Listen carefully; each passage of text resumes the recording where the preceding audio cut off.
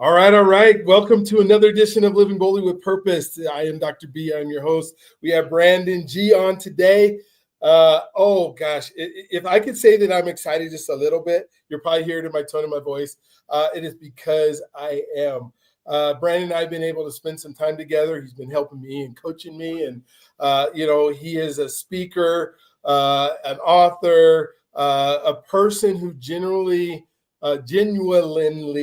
wants people to succeed in every way, every day, all the time. And you just don't get to have people to get to talk to that this way. So I want to get to so much. We always start with their story and letting them do their story and talking about his life, in which I don't know all of it. So I'm excited about having that. But then to be able to chop it up where if this is a podcast this might be your first podcast. Of course, I want you to subscribe. Of course, I want you to hit notifications because there's so many more. But this is going to be one of those, Brandon, that we get to rewind, stop, play, all those different kind of things. When I started, watching podcasts and trying to learn from folks, this is like how dumb I was. I'll just kind of expose it a little bit. Like I'm trying to take notes and I'm trying to write everything down and I'm trying to make sure that I don't miss a thing. And I'm writing all these notes that I can't read back. And then I realized I can hit pause and stop it and then write it down neat. But no, I'm trying to get it all done. So for those of you watching right now, before we get going, if you're watching this as a recorded podcast, then absolutely. If there's something you hear that you want to emulate or something you hear that goes, oh, I didn't know that, please push pause, write it down, pick it back up. Hey, some of you guys might be walking, some of you guys might be driving, and you can't do that. But the number one thing to it, I guess, is you can just go back and watch it again as many times as you need to. And so I just have this belief that what's going to happen today is something that can change your life, because we're going to hear through some of his stories, the things that he was willing to do, and being the youngest person around that did it, being the person who said, I have tenacity, I'm not going to procrastinate, I have that grit, I have that willingness to make things happen, to be one of the top speakers in the entire world. And so you're going to get some gems today. This is going to be one that if this is something you're looking into doing, something that you want to do, trying to figure out how my purpose works with it, it's going to be a great thing. So Brandon, thank you for being on today. Thank you for taking your time out of your day, as busy as I know you are, to be on this podcast today and with our guest, and being able to just give a whole bunch of cool information. But I want to start with your story. I tell my guests all the time, you can't get it wrong. It's your story. Sometimes they're scared to tell their story. I know you're not, but some of my guests sometimes are. And I'm like, wait a minute, it's your story. You can't get it wrong unless your mom watches. And then if you made up a whole bunch of stuff, you're going to get in trouble with mom if you told a whole bunch of fake stuff. But why would you do that? Because your story is so incredible. So the floor is yours. Go ahead and take your time.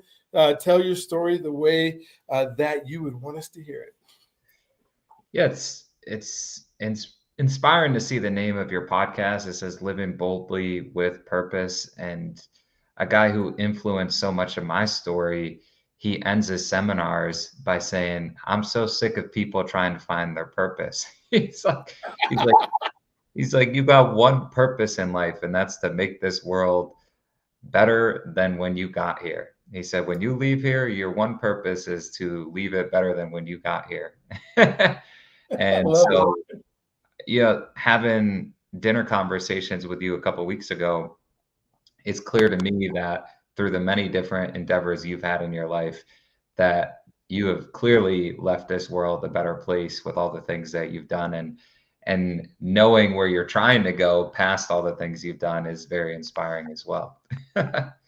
Yeah, I can't wait to get it done. I'm more excited now than ever. At 60 years old, I'm like, I got to have another 20 years where this is just going to blow up and be fun. So, cool. Yeah, I think a big part of where my story started was seeing people who were in their 60s and hearing from their experiences. So when I was 18, 19 years old, I interned in Rumson, New Jersey. So it's right on the Jersey Shore, a very wealthy town. Like Bruce Springsteen had a house around there. And I go there. I grew up in a place where there was one country club in a 30-mile radius. So I didn't I didn't know a lot of wealth. I mean, you could make $150,000 where I grew up, and you were looked at as someone who was like really, The really king. wealthy. Yeah. And Yeah. then where I live now, it's like if you make that, it's like you're getting by, but not by much, you know? And so obviously there's inflation and stuff that goes into that. But where I moved to, there was 8 country clubs in the town that I moved to. So there was one Wow. in a 30-mile radius, and then I moved to a town where there was 8 country clubs in one town. And so if you're not sure what a country club is, it's a very wealthy place where people play golf. There's things like racquetball, there's swimming pools, and it's an exclusive place where people pay a lot more to be members there. And so it was interesting being exposed to that when not only I would do internships, but when I first got out of college. And so when I was in college, there was a guy who came and spoke at my school. He was in his mid 60s. His name was Lou Miller, and he talked about how he wanted to be the best in the world at what he did. And so all he did was focus on learning, observing, shadowing, studying, and meeting the best people in the world at what he wanted to be the best at. So he wanted to be the best golf instructor in the world. So he started learning from the best of the best. People like Bob Tosky, Butch Harmon. I know many people on here would not know these names, but picture the people who are the best in your industry, and then imagine spending a day with them. Imagine spending an hour with them. How much you would learn at an accelerated rate. And so that guy in his 60s exposed me to a different way of learning. I paid a lot of money for school. I have a master's. I have a master's degree. I learned more from his concept of studying the people who have what you want than I learned from anything in school. And that's not a knock on school. You know, the teachers try to do their best to educate you. I learned a lot of life lessons from many of the teachers I had. In fact, I wouldn't be in public speaking if it wasn't for my public speaking teacher. um, so I owe a lot of credit to school, but the concept of learning, I really learned from this guy, Lou Miller. And I do want to give a shout out to one of my teachers, though, because in speech class, I would get C's and D's, and I couldn't get above a C, no matter how hard I tried. So one day I got a D, and I tried so hard on this speech. I went up to my teacher after. I said, "Hey, what do I got to do to get a better grade?" And she says, "Well, Brandon, you seem to be at one tone the entire time, and the engagement of us is not very good when you're just level like that." And I was like, "Okay, well, how do I fix that?" And she said, "Well, Brandon, if I were you, I'd talk about something you're passionate about." So I was like, what in the world am I passionate about? And so I decided to do a speech on my childhood crush, Shania Twain. And Oh. yeah, and I felt like I was cheating when I was putting together that speech. I was just so into her story, her music videos, the sound of her voice. And so it was just easy to put that speech together. And so not only did I get an A on that speech, but multiple people from that class still remember that speech over a decade later. So I went from the kid who couldn't get a good grade in that class, the kid who was at one tone, the kid who was monotone his whole life, to now all of a sudden I was memorable, to now all of a sudden I was one of the highest graded, to now all of a sudden there was excitement in my speech. And I was like, wow. So something I thought I was really bad at, all of a sudden I became really good at because I talked about something I was passionate about. Mhm. And so that really opened up my doors towards like exploring things that I was curious about. And I went to school to be a golf pro. I wasn't very good at it. Like I didn't really understand the customer service side. I didn't really understand the just really taking care of people side. But then the next internship, the next summer, I ended up working for a guy who taught me how to take care of people. And so I was curious because he would just have guys handing him 20s. They would just be flipping 20s to him. Of course, as a young college kid, you're like, hey, how do you how do Yeah. you do that? And so he would teach me. He'd be like, um, when this person comes in, you go visit them in this hole and ask them if they want anything. After the round, you make sure you clean their clubs.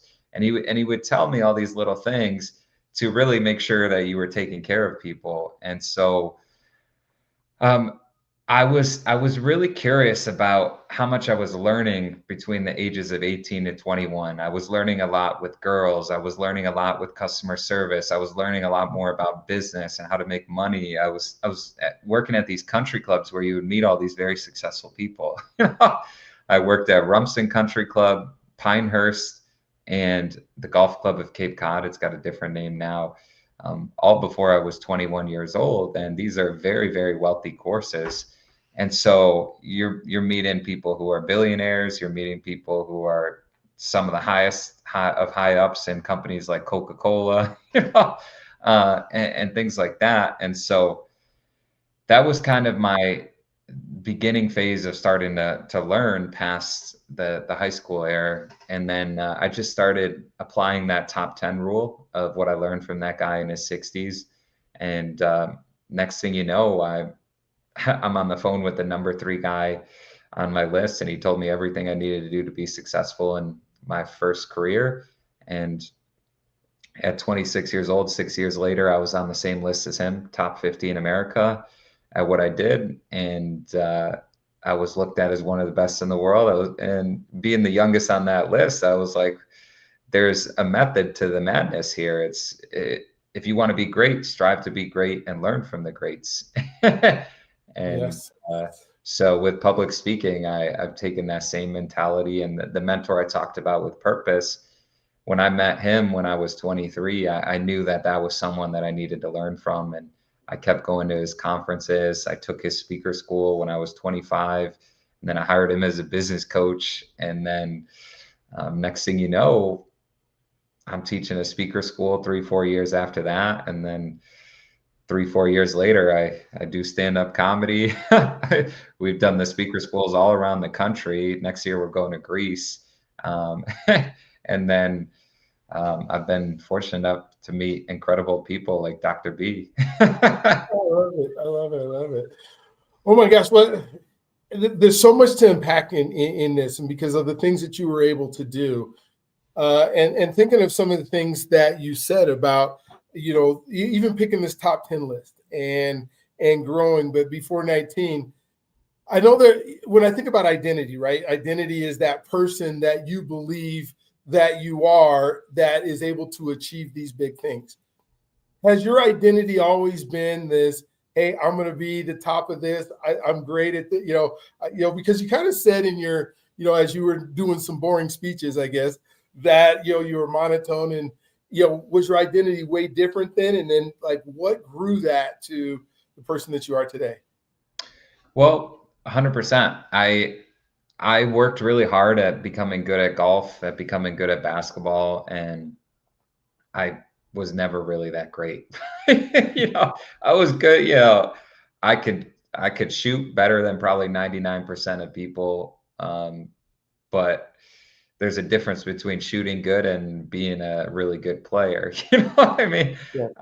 It's the physicality of basketball always slowed me down. I was a really small kid growing up, so the physicality of basketball, I've just never been able to catch up, no matter how athletic I was. And but I worked really hard on my shot, and that taught me the process of like just getting better at something. Maybe I wasn't the best basketball player, but I mean, it wouldn't surprise me if I make 20 foul shots in a row. You know what I mean? And it's kind of one of those things that started to teach me the process of work ethic, but I really wasn't that good. Like I barely played on my church league team. You know what I mean? And then with golf, I was one of the best in school, and I would get close to winning some big tournaments, but in comparison to the Division 1 golfers, I wasn't that great. You know what I mean? And so it was kind of one of those things where it was just like, why am I working so hard at something that I'm not that great at? And so Yeah. when I was 20 and I I learned from this guy Lou Miller about like if you want to be great, learn from the greats. That's when things kind of changed because I had work ethic. Work ethic was not my problem. Like I was willing to study for the quizzes, for the test in high school and all that stuff. And when would I do the best? When I had a great teacher. You know what I mean? But not just a great teacher, when I was also curious about getting really good at whatever that was. So I started to understand that if I could take the same work ethic I had with something I was curious about and then combine that with learning from the best, then I could probably do something pretty special. So once I learned this from this guy, Lou, I knew that fitness was something I understood. Like I understood movement of the body very well. And I had been studying it for probably about 3 years up to that point, ever since I was 17. And I got some certifications where I was learning from some of the higher up people. And then it really like planted in my mind when I saw this guy speak. I was like, I could be the best at this. Mhm. And so I wrote this poem. It's very short, but it's probably the best poem I'll ever write. And it's called Becoming Great. I thought I was good until I saw great. It was then when I understood what achieving my dreams would take. And all that means is you could think you're really good at something until you see someone who's better. And then when you see someone who's better, you start to understand the little things that you could do to become better. And so like, for example, shot put. What is a very far shot put for a high schooler? 50 feet, they're the top of the top. If they're in their late, or I guess 38 to 45, they're almost good enough to beat everybody. But yeah, if you hit 50 feet in high school, you're And then amazing. what are the people in the Olympics doing? 72 is like the world record, and it's a heavier shot than the high school one too. So you're in high school and you're shot put in 50 feet. There's nobody in high school who's beating you. Like you're just dusting Yeah. everybody. Everybody's patting you on the back. They're looking at you as a role model, an icon. But then you spend a day at the Olympics and they let you shadow some of the gold medalists, the silver medalists, the bronze, and you start to see not only how much farther they're throwing, but you start to see how much more work they're putting in towards their diet, their prep work, the conversations with their coaches. Yeah. And you start to pick up on these little things that you could do better to be able to go from 50 to 55 and then maybe even 55 to 60. And so that was the thing that changed everything because I thought I could make six figures because I saw my dad doing that and I thought that was like as far as you could really go. I didn't really know making $1 million was possible. I didn't really know making $100 million. I didn't even like the $1 billion things. I just thought that was. I didn't even know if that was a real thing. Like I think back into my high school self. I'm like, I don't even really know if I thought it was possible to make $1 billion. Like I know people did it, but I just didn't even think that was a thing. And then when I met this guy Lou Miller and he talked about learning from the greats, all he did in that speech was talk about the conversations he had, what he learned from them, what he felt like before he reached out to them, the uncomfortableness. And so I was like, well, I can do that. Like if you're telling me I could learn at an accelerated rate by reaching out to someone that my heart's going to be beating like this, that I'm worried about what they think of my email, I could get over that if you're telling me I could learn at that fast of a rate. And so once I started seeing greatness, I mean, I was in the golf fitness world. And so when I get to get on the phone with the guy who's training some of the top pro golfers in the world, and he tells me what I need to do, now all of a sudden I'm doing a research-based study in college. Like I just got my college friends. I start doing a research-based study there. I start designing programs for my friends in college. So now I'm running a strength and conditioning program unofficially while I'm a junior in college. and Wow. and Cool. but what happened was I just didn't stop at this one guy. Shortly after that, I go to Duke University and I get to shadow the whole Duke University golf team. I meet the coaches, the strength and conditioning coach spends a half day with me. And then listen to this. I couldn't believe that. I could not believe this. People say, Brandon, why do you give so much? It's because people gave me more than I could ever ask for when I was younger. And so I get done with the mentorship from the Duke University strength and conditioning coach. And by the way, he didn't ask for a dime. He didn't even ask for a thank you. All he was doing was giving back what others gave to him. And he told me, he said, if I was in your shoes, I would want someone like me to be able to ask questions, to be able to learn from. And he's like, if I just have to give a half day to be able to help someone like you out, I'd be happy to do that. And so he sent me all of the programs of the Duke University golfers. Oh my gosh. Oh, that's So so cool. now I'm starting to understand how to program for division, like the highest of high levels of Division One. Like this is a guy who's got national championships, and now he's sending me the programs. And so it was crazy because my senior year, I worked with the guy. He was a great friend of mine, but obviously I helped him out in the gym, and I would design his programs. We would work out together, and I worked with the guy who got second in the national championships, and he led his team to the national championship. So they won the national championship. Oh, nice. And so here I am, a senior in college, and now I got to see what it was like to see someone progress into a national champion and lead his team to doing that. So all of a sudden, in a 2-year window, I'm starting to understand the process of what it's like to, really build towards something special. So I also interned at the #1 gym in America, voted by Men's Health at one point, Mike Boyle Strength and Conditioning, where my boss was the Red Sox strength and conditioning consultant when they won a World Series the year before, right? This was all I was doing. I was like, who's the best? Let me go learn from them. So I was like, okay, that guy was a strength and conditioning consultant for the Red Sox. They won the World Series. Let me go learn from him. Mhm. So I do it. And of course, I would have to work for free. So I interned for free, and then I would have 2 other jobs on the side to make money in.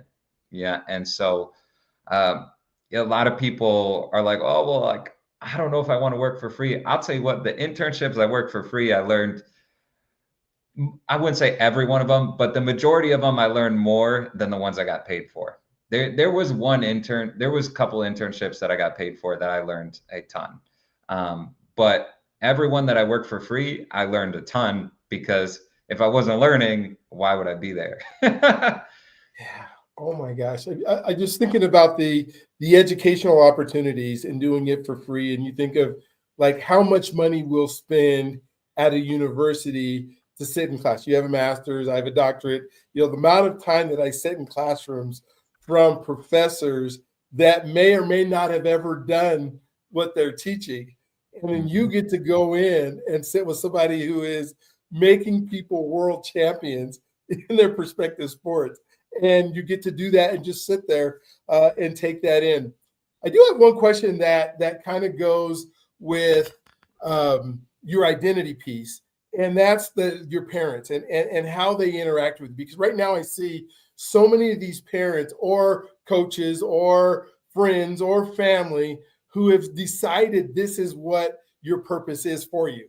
Like I see like some of these kids where I'm doing a high school, and I got track kids that are super talented in track, but their mom tells me that they're ranked in basketball.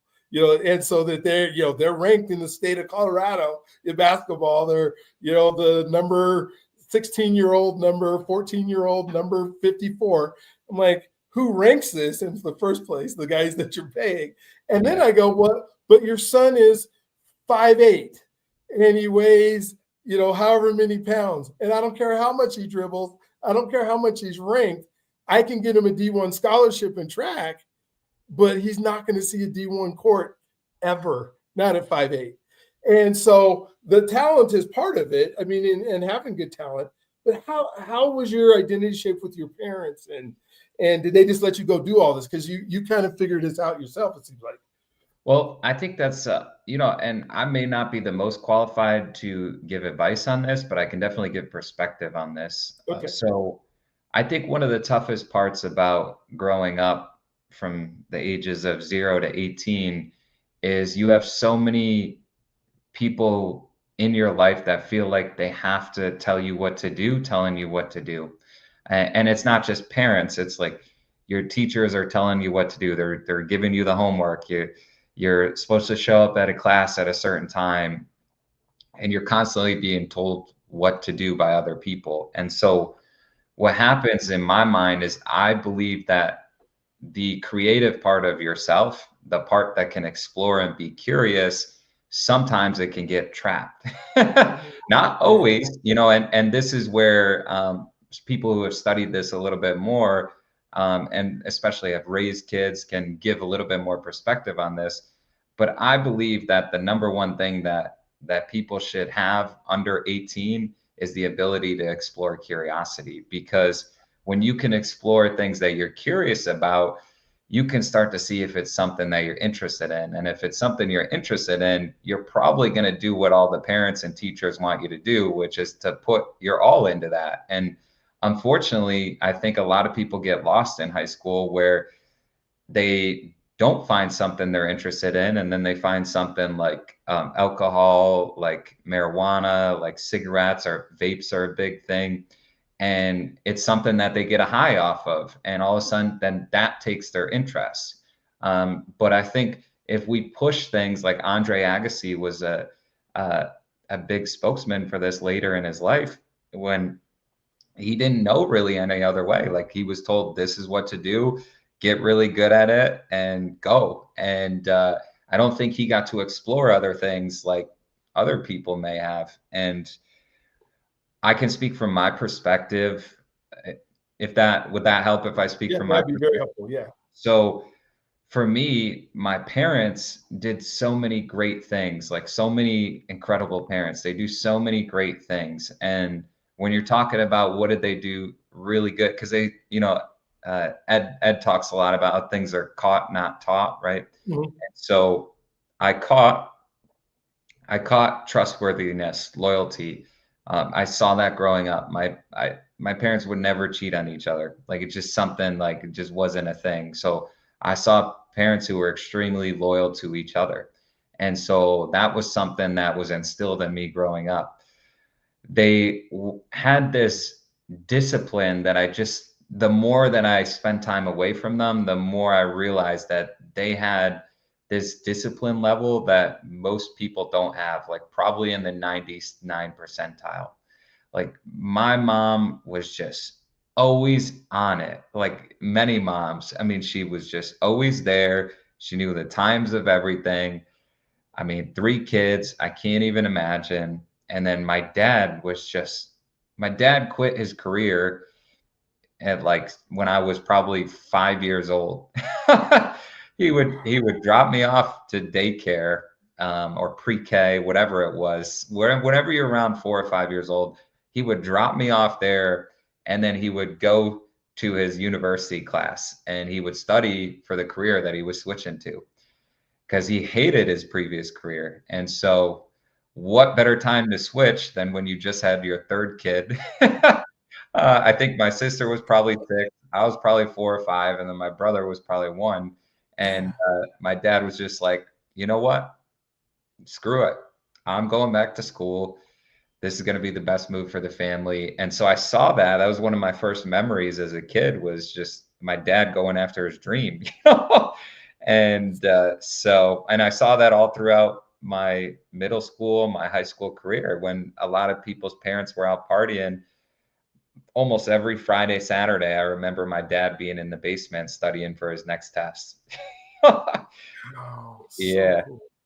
So yeah. cool. What an example that, from your perspective and being able to see that in training. If you're a parent here and thinking about, the kids that you have and what's the best example. And I love how you talked about the experiences to be able to find that curiosity, to be able to explore and be able to see different things and to see hey man, what am I good at? What do I do have the talent for? Even though, that you think, okay, I'm good at a few things, because all of us are good at a whole bunch of things, but all of us can't be great at a whole bunch of things, right? And so being able to be curious to figure out what that is, Now you talked about in your story that you're a fitness, you're in the golf thing, and now when I see you, you're this world-class speaker. What transitions you from, hey, being in the golf business and being world-class there to, hey, wait a minute, there's something else that I want to switch over to? I just knew the process. I knew the process. I was always interested in personal development. I think the reason why I went hard into the golf fitness world is because I started studying personal development when I was 18, 19, 20. And I joined this, I can't even remember the last time I told this story. I joined this network marketing company, like a lot of people probably did when they were younger. And I hated it. I was like, this makes no sense to me. But I stayed in it for a little bit because I loved the personal development side. They would have us read these books, they would show us these motivational videos. And I got to a point, I was like, I'm just going to apply what I'm learning from these guys into the career that I'm actually interested in. And it was just, to me, success is very easy if you explore what you're curious about, you Mhm. study who the best is, and then you apply what the best says to do. So when I talk to high school students, I teach them about CBA. I said, your CBA is the degree you could get the rest of your life. Curiosity, best, and then apply what the best say to do. And so I think once I started to learn how good you can get at something when you're learning from the best and you're applying what they say, I started to explore, was there something more? And so I got to a point when I was starting to get, pretty well noticed in my field. Like, just to give some context, they typically say most people won't travel more than 5 miles for a personal trainer. I started having people who were traveling about an hour to come see me, to work with me. Yeah. So it kind of got to the point where once the virtual stuff started hitting, I was working with people from all over the place, like not even just the United States. Like, I didn't work with this guy, but I had a legitimate conversation about potentially working together with the son of Louis Vuitton. You know, Oh, the wow. the son of the guy who's the CEO of Louis Vuitton, who's CEO of one of their companies.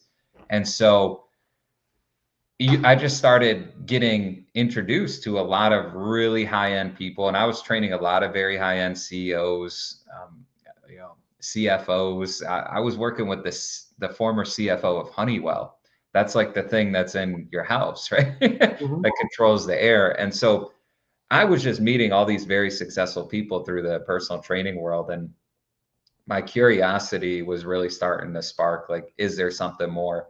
And so I looked into getting a gym, and I got to the point, I was like, if I get a gym, the most I can see this doing is about 1 to 3 million a year. And I just, it didn't excite me. And then in 2021, I went to this conference, and it was the 10x exit, and it talked about thinking about the exit of your business. And so I was like, well, if I'm going to think about the exit of my business, I might as well think big, right? Mhm. Yeah. So I knew from the golf fitness world, it took me from 17 to about 28 at that point in my life to get to where I was. And so I was like, if it took me 11 years to get here, I know that there's a lot of things I'm going to have to do in my next endeavor. That's Mhm. probably going to take another 10-ish years. And so I took a deep breath and I said, let me break down $1 billion. And so Okay. I started just breaking down the number. I had no idea what the product, what the service would be. I just said, let me break down $1 billion. And at the time, I was mentoring high school and college students for free. I had a 5 to 8 week program. I messed around with the time periods, but they would meet with me twice a week, and I would give them homework assignments. And so I'd work with high school and college students. I probably had anywhere from 60 to 100 people go through that over the 2 years, and they would be in small groups of like 5 to 12-ish people. And so I turned that into a book called Skip College, Read This. I just released that about a month or two before the workshop I was in. And I started breaking down $1 billion.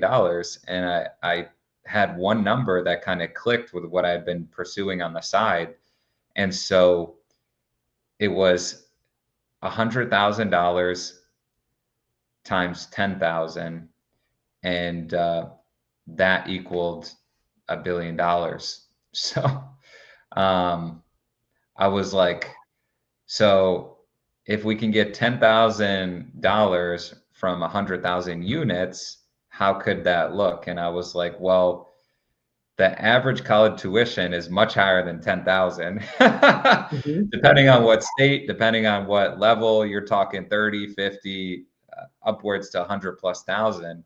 And so I was like, if I can figure out a way to get tuition to $10,000 a year, and then we have 100,000 units, I think 10,000 is a good size for a university. So if we can get 10 different universities with people paying 10,000 a year, then we can get $1 billion.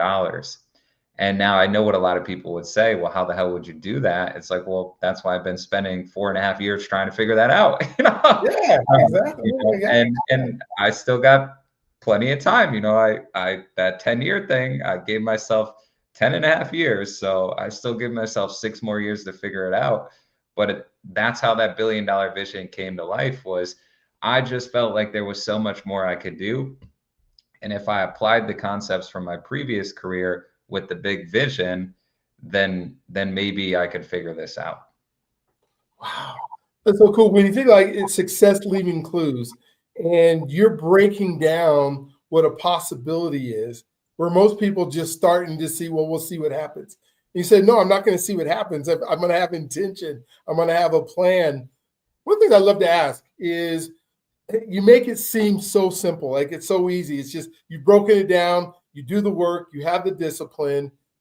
Are there times when you kind of feel like or have felt like I can't do this, or this is hard, or this isn't, like today I don't feel like doing what I need to do to be able to do that? How do you get past some of those days?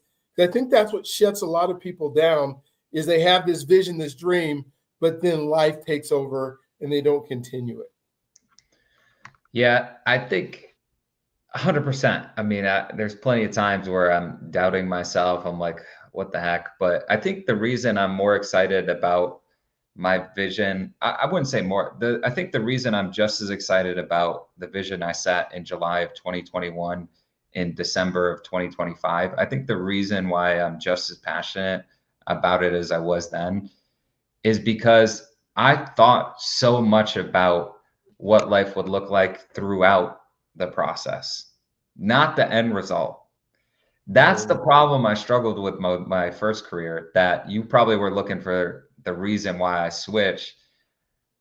My first career, I was pretty much doing everything I dreamed of. Like, I mean, I think the only thing that I didn't do, which I probably could have did if I stuck with it another couple of years, was take a player to the Masters.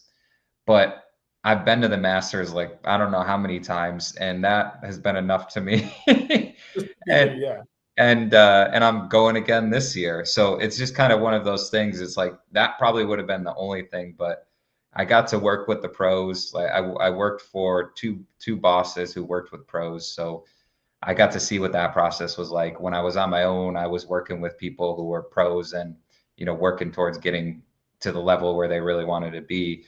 But I just felt so lonely and unfulfilled when I was at the peak of my career. And Oh, I was just like, man, that next mountain that I'm thinking about climbing, I just want to climb it with a massive group of people so we can grow with each other along the way. And that was the big difference. Having had success in one field, I realized that the cool part is not the end. The cool yeah. part is what happens along the way. And so I designed this vision to be able to grow with people along the way. So if you look at my hashtags on Instagram, it's always growing together, growing together, growing together, growing together, because that's what I'm trying to do. And I thought so much about how cool it would be to grow together with people, not only with their endeavors, but with this vision that I voice out there. Like I have probably said my vision 1, 2, 3,000 times out there to the world in the last 4.5 years. And that's the thing. I'm not willing to voice it out. And the big reason I want to voice it out is because I want people to see someone who's going after their dream. If I don't achieve it, I think everybody who's been following me is okay with that because they have been able to see the incredible things that have happened. Listen, because of this vision, I've had a personal development conference in Stamford, Connecticut, 5 years in a row. I've been able to interview my favorite comedian. I've been able to interview a guy that Simon Cowell, this is a different guy than my favorite comedian, a guy that Simon Cowell said was the second most talented person he'd ever seen on top of Leona Lewis. So I got to interview that guy at my conference. I got to interview Alex Morton, who in my mind is the millennial version of Tony Robbins and a guy that I've looked up through all throughout my 20s. And so I got to interview people like that at my conference, and my friends got to learn from those people. And so that was really cool. I've gotten to host 2 TEDx conferences where I've been able to help people, TEDx Stanford events, where I've been able to help 15 speakers get their ideas worth spreading out there to the world. And I've taught 35 speaker schools now. And we've done those in Florida, Bedford Springs, Pennsylvania, Toronto, Canada, Chicago, Laguna Beach, California, Austin, Texas, New York, and then where I live, Stamford, Connecticut, a ton of times. And now this week, I'm in talks with the Wharton School of Business to do a speaker school with their students. So it's just kind of one of those things. It's like, it's because I voiced this out that I've been able to get the opportunities to grow together with people and this vision. I don't know if this vision is going to happen, but I can tell you what, Dr. B, this is probably the one thing that you wanted to know by asking this question. No matter how bad things are, the thing that has kept pushing me and that I believe will keep pushing me, you never know. Like there's a chance that I could fade away from this vision, but chances are probably not. If I'm still here 4.5 years later, just as excited as I was back then. This is what pushes me.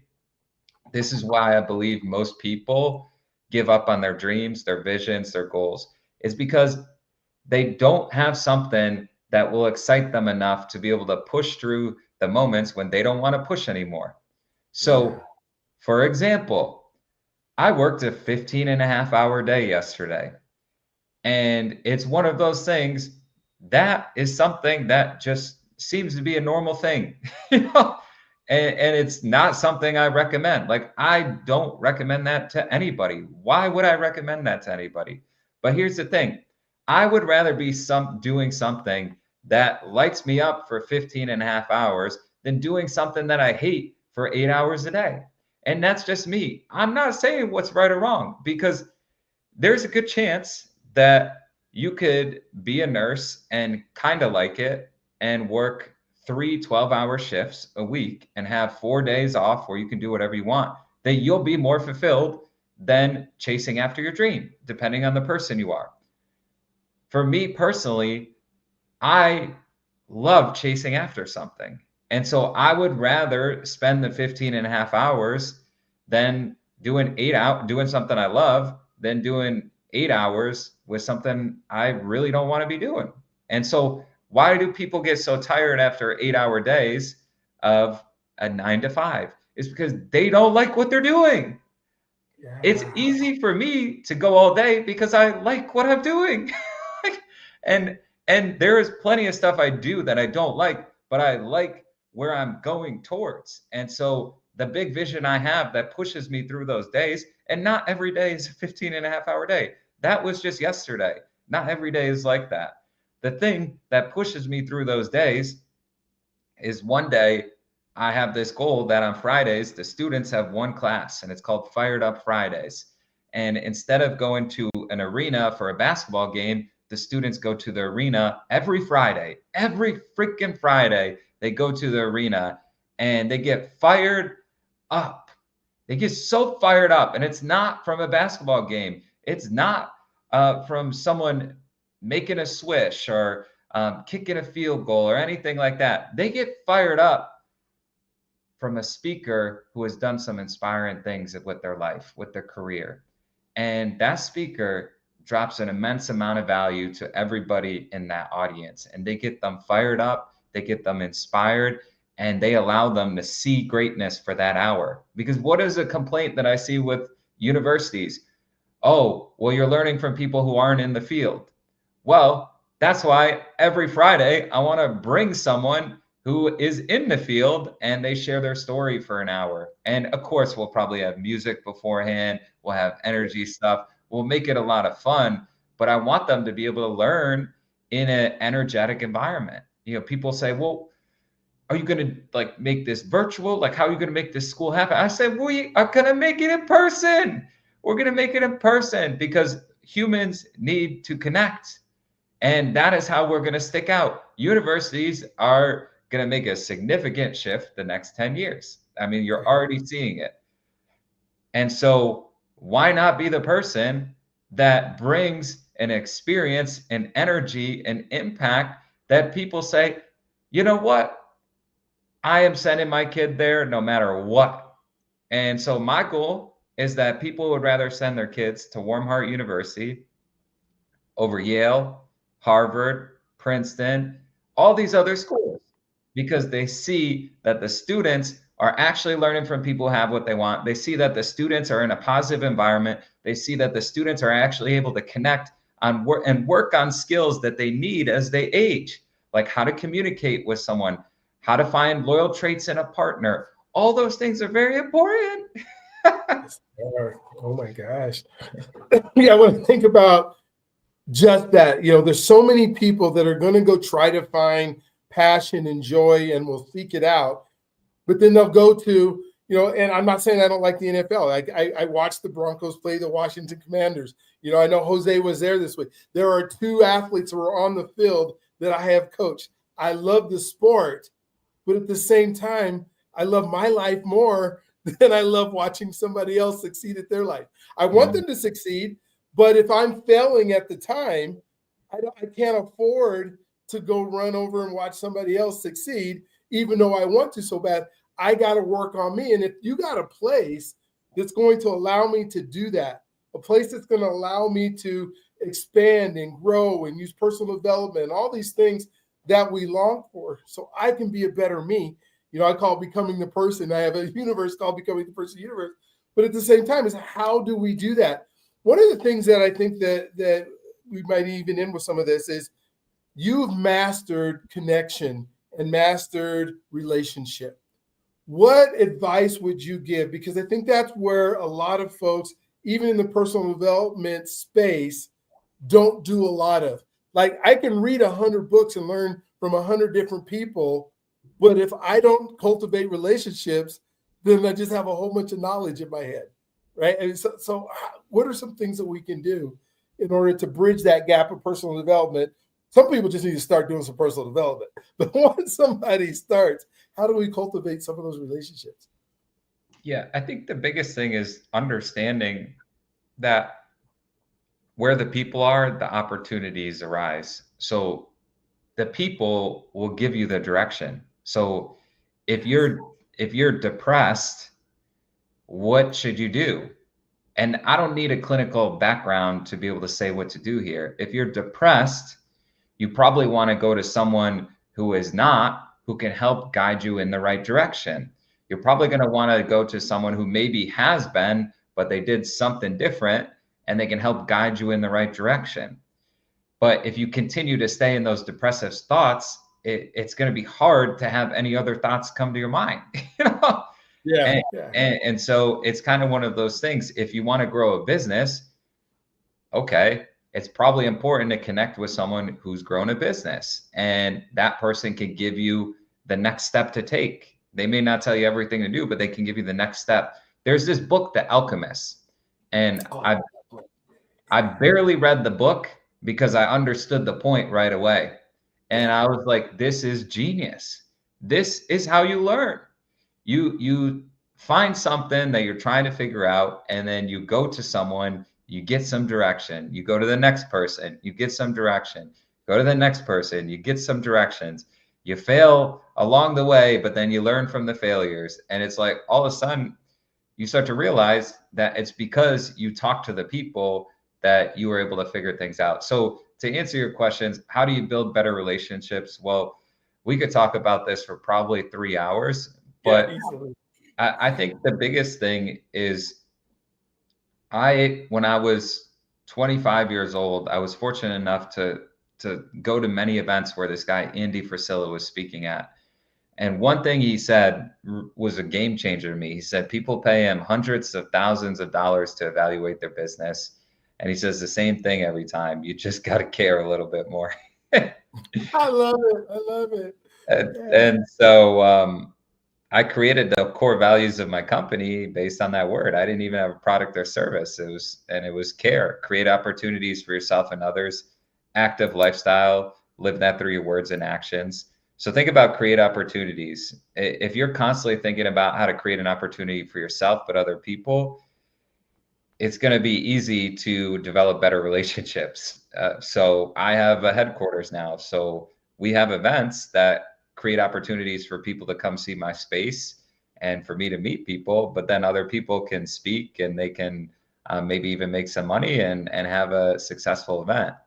So then when you think about active lifestyle, that doesn't just mean working out. That means it's having an active lifestyle with your words and actions. So an active lifestyle, if you're looking to build better relationships, it's like, okay, can I give one compliment a day? Imagine if you gave one compliment a day for 365 days. That is an active lifestyle in my mind. You're saying, hey, I want to build better relationships. What can I actively do on a consistent basis that could lead to better relationships? Well, maybe I can give one compliment a day. Last year, my personal goal was to send 365 thank you cards. I'm still getting the positive effects from sending those out, right? But that's a core value of Warm Heart Life. In 2023, I felt like I was getting around too many takers, like just people wanted. It's just got to a point where it's just too much. I said, let me go back to the roots of Warm Heart Life. And so I said, what can I actively do to build better relationships? And that's what I did. And then R stands for respect is earned, not just given. So you could be the nicest guy to me 9 times out of 10, but if that 10th time you're an asshole, how much respect do you think I have for you? So one thing I try and do revolved around that core value to build better relationships is to understand that if I don't treat this person in the way that they would want to be treated, then there's a chance they may never want to talk to me again. And so what's an example of that? I'm constantly on calls. And so if someone is paying me for advice, if someone's paying me to be a coach and I'm tired, I'm sleepy, I'm not giving them my all, there's a good chance that they could drop me. So there's a lot of calls where I'm tired on and I can't show it. And so that core value sticks with me all of the time. And then the last one is excel forward to get what it is that you want in life. So that's a lot of what we talked about in the beginning. It's like, if you want to develop better relationships, understand that just simply reaching out to people who have the things that you want and learning from those people, spending time with those people, you're going to start to naturally get around people who are doing big things and it's going to start to rub off on you. So the one that many of us learn when we're younger is you're the sum of the 5 people you hang around the most. So when I think about some of the people I hang around the most, like I get to talk to a guy 3 days a week that is probably worth $100 to $500 million. That's probably the guy I talk to the most. You know what I mean? And then my best friend in Stanford, he always shows up. I mean, this guy just always shows up to events, and that's something that really rubs off on me. Like I see him constantly showing up for other people. It makes me want to show up for other people. And so, yeah, that's how I could relate the last core value. Oh my gosh. Yeah, like you said, we could talk, we could literally just make a show just on connecting. But man, I feel like I just got in masterclass, like create opportunities for yourself and others. I think that's going to be like the theme of my networking thing that I have in my community, just because I'm going to steal it. Now you probably don't have those 5 words trademarked, so I'm in good shape. But at the same time, I'm just like, oh my gosh, if we just follow what you're talking about today, and what I think I love so much about what we talked about today, is it's practical things that people can do right now. It isn't this, sometimes I'll listen to Alex Hermosi, which is a phenomenal leader and, phenomenal entrepreneur, and worth probably a billionaire at this point. But some of the things I listened to, I was like, I'm not that person yet. I haven't created enough in me. My mind is there, but my habits and the things that I do on a daily basis haven't hit that level yet. And it's just, but what you talked about today are things that I could go do right now, and my life would start to change. And so I thank you for doing that. I was selfish because I asked you the questions that I wanted to know so I could be a better human being. But I also want to give you the opportunity right now, anything that you didn't get to talk about that you wanted to, or please tell us how to get a hold of you, all that kind of stuff. I would love for you to share with us.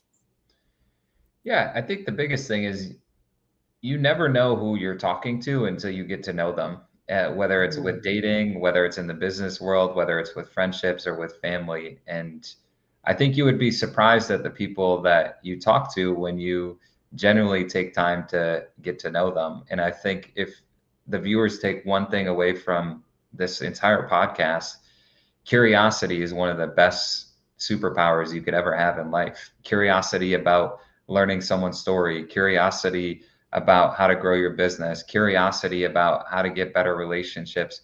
When you're curious, you start to allow things to come into your life, allow opportunities to happen, allow results to happen that would have never happened if you didn't explore that curiosity. And when we were sitting across from dinner, I mean, I could have listened to your stories for hours. The things that you've done in your life, the things that you've experienced in your life, from family to your athletic endeavors, to your business endeavors, to even your experience with Tesla. I mean, you're just such a fascinating guy. And I really, really hope people take that one thing away from this podcast, which is to explore curiosity, and you'd be amazed at the things that happen. Yeah, thank you for that. Because the curiosity, and you said the B is, once you find something that you really enjoy with that curiosity, don't just stop there. Go find the best people, the top 10 people, and figure out ways to get in front of them. Because that's when that passion really is going to jump on you, because you're going to see, wow, this is how they did this. This is how, and we're not on this island where we don't have enough people to go see. Some of us, we just don't seek them out. Somehow we think that they're going to call us. Like, I'm standing at home watching the best of the best, and they're going to call me at my house waiting. Yeah. No. Yeah, read their books, but go create that relationship. Oh my gosh, Brandon, thank you for being on today. Thank you for spending this hour. This can't be the last one we do. We got some fireside chats. We got some things. I can't even wait to come to your arena just to be part of it, and the part of the things you're doing, because Ed used to tell me all the time, Ed Milet used to tell me all the time, he would tell us success leaves clues. Like every week he would say, Brian, success leaves clues, and what clue are you looking at right now?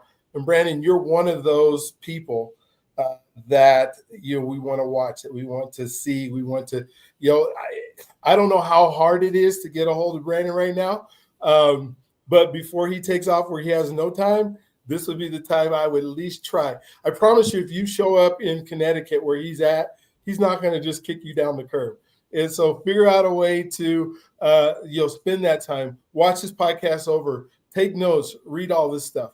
Again, subscribe. No, if this is the first one, we have so many good podcasts like this. Thank you again for being on. Do you have one final word? I know you got one final word that you could share with us before we leave today.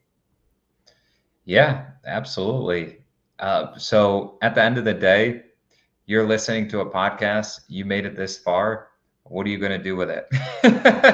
Yeah, it's just like I asked my mentor, I said, why do most people not get what they want in life? He said, most people won't get what they want. Most people don't get what they want.